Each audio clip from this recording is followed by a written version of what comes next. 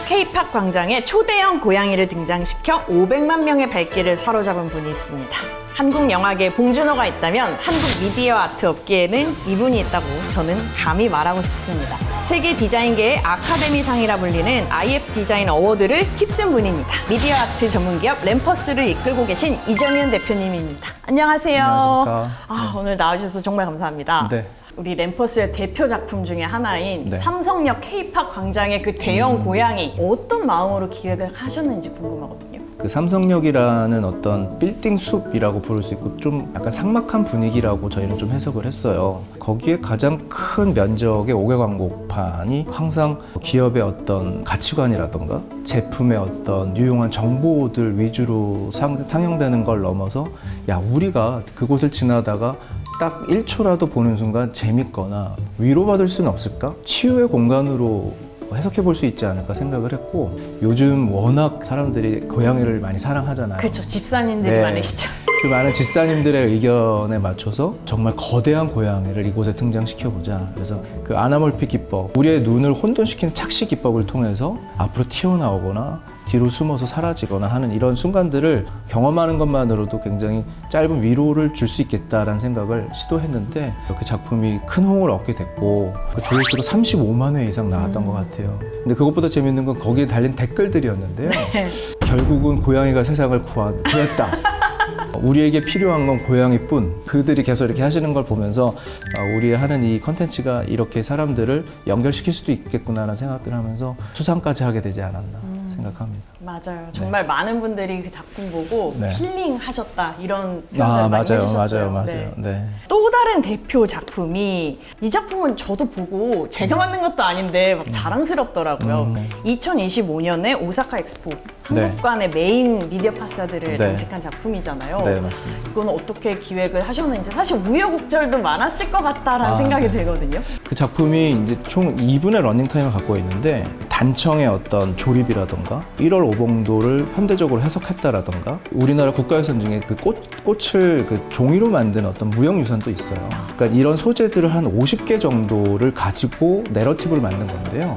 한국의 얼굴이 되는 미디어 파사드다 보니까 전 세계인들이 한국 파빌리온에서 가장 많이 머무는 어떤 상황들이 계속 전개가 됐었던 상황이 있었어요.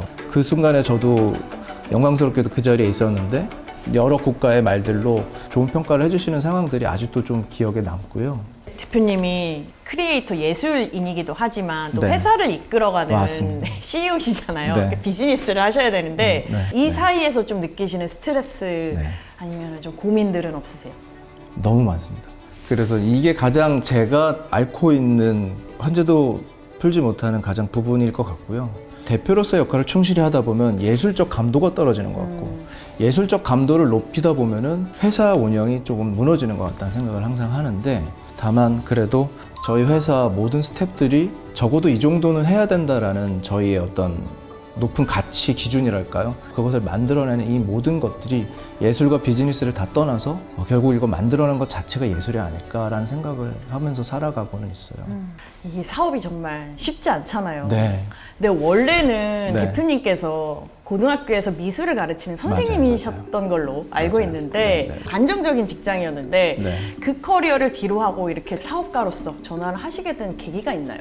학교에서 아이들이랑 호흡하고 또 미술교과다 보니 얼마나 재밌었겠어요. 그 생활의 만족도가 굉장히 높았음에도 불구하고 학교를 이렇게 나올 수 있었던 가장 결정적인 이유를 좀 얘기해보자면, 도심이나 예술광장이나 좀 큰 어떤 무대에서 예술활동을 해보고 싶었던 것 같아요. 저는 제가 개인적으로 이런 예술과 문화에 많은 도움을 받으면서 살아왔다고 생각해요. 어렸을 때도 흔히 TV에서 나오는 어떤 광고 한 편의 순간을 기억하고 그것을 따라 그리거나, 되게 작은 뮤지컬 한 편을 보고 막 집에 와서도 그 감흥이 사라지지 않아서 고민이 있거나 힘든 순간에도 그 좋은 기억으로 계속 살아왔다라고 생각을 하기도 하는 만큼, 제가 하고 있는 이 일이 그런 역할을 언젠가 하게 되지 않을까.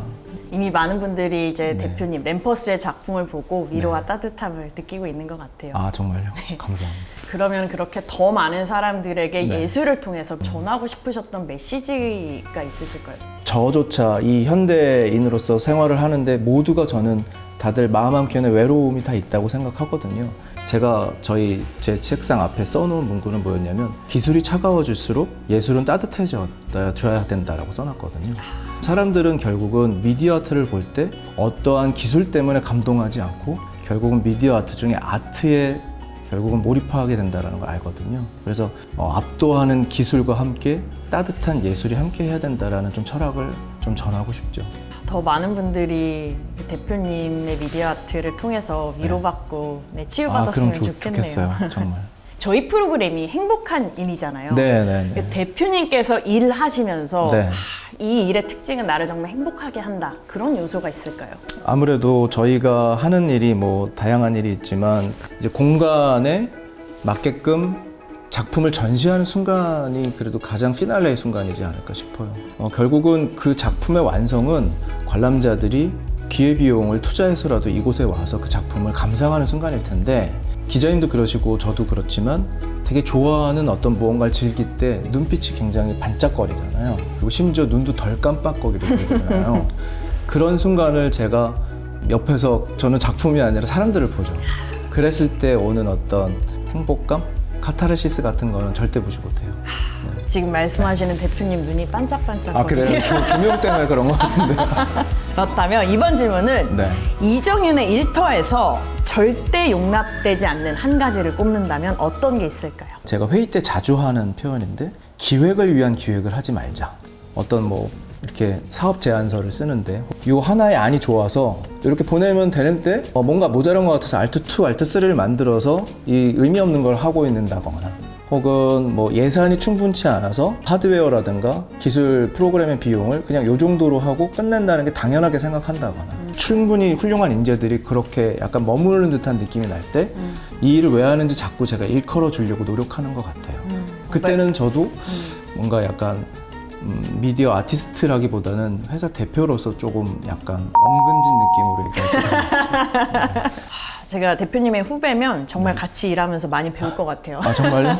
근데 요새는 이제 미디어 아트 분야가 각광을 받으면서 이 길을 가고 싶어하는 후배들, 청년들이 굉장히 많은데요. 네. 그분들에게 해주실 수 있는 조언이 있을까요? 특히 요즘에는 AI 기술이 또 큰 화두지 않습니까? 근데 이럴수록 우리가 여가 시간이 많아질 거라고 생각해요. 그 여가 시간을 즐기는 해결법 중에 컨텐츠가 그 기능을 할 것이고 그게 저는 결국은 미디어 아트와 굉장히 닮아 있다고 생각을 해요. 거기에는 사람도 들어가야 하고 이 시대에서 원하는 어떠한 흐름도 들어가야 하고 여러 것들을 융복합해서 내가 관람자로서 혹은 만드는 제작자로서 돌아가면서 이게 시뮬레이션 되는 사람이 저는 미디어 아트 디렉터가 됐으면 좋겠거든요. 그래서 이 일에 혹시라도 관심을 갖는 누군가가 있다면 저는 첫 번째로 굉장히 유망한 사람이 될 거다라는 얘기, 그리고 두 번째는 피상적으로 접근하지는 않았으면 좋겠다라는 얘기하고 싶어요. 네.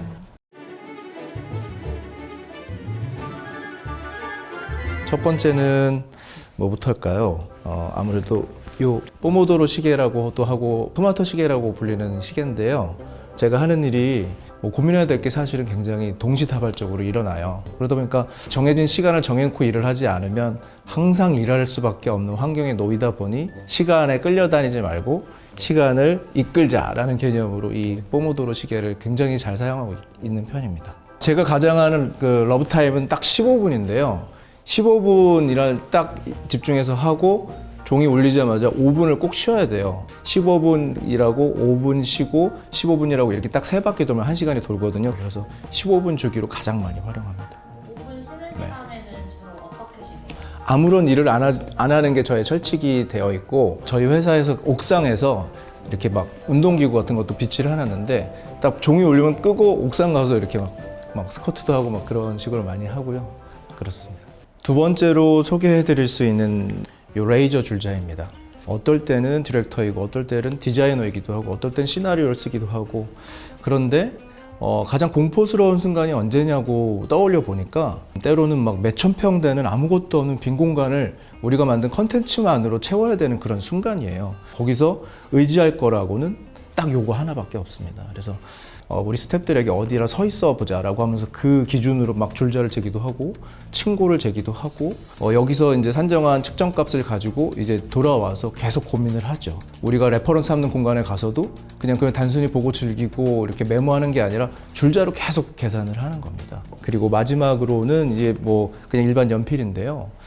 저희가 미디어 아트라고 하면 굉장히 대단한 기술을 쓰고는 있죠. 그래서 디지털 아트라고도 불리지만 아무래도 이 모든 일의 시작은 가장 지극히 개인적인 것부터 시작되지 않습니까? 저도 이제 뭐 디지털 페인팅도 하고 뭐 이런 디지털 탭도 쓰지만 이 연필을 가장 선호하게 되는 것 같아요. 그 이유는 아마도 좀 자신 없는 거는 약간 살살 그리기도 하고 마음에 안 들면은 뭐 지우기도 하고 뭐 진짜 제가 흥분하면은 부러뜨리기도 하고 그런 어떤 제 마음과 같이 이렇게 뭔가 바로 반응하는 이 아날로그 감성을 모든 일의 시작으로 좀 삼고 싶어 하는 마음이 제가 있는 것 같아요. 이 아날로그적인 접근 자체가 디지털로 계속 변화하는 순간들을 볼 때 좀 재밌다 생각도 많이 합니다. 네, 이 연필 많이 쓰죠. 최근에 쓰거나 그린 것 중에 기억에 남는 거. 사실 쓰는 양이 굉장히 많아요. 제가 우리 회사에서도 이게 뭐 프린트를 잘못한다 그러면 이면지가 생성되잖아요. 그러면 그런 걸 제가 다 제 방으로 가져와 쓰는데 오늘도 사실은 뭐 클라이언트한테 받아야 될 돈을 엄청 계산을 하다 보니 막 3장을 넘게 썼는데 그런 숫자도 많이 쓰고 그러다가 그냥 뭐 어렸을 때 이제 우리 좀 지루한 강의 같은 거 들으면 낙서하잖아요. 그럼 제가 캐릭터 그리는 걸 좋아하는데 캐릭터를 막 그리고 제 얼굴도 그리고 막 이런 거 좋아하는데 그런 걸로 그냥 막 쌓여가요. 그래서 네, 기억에 남는 거는 오늘 그 메모한 그 숫자들이 기억에 남습니다. 나에게 일이란 거울이다.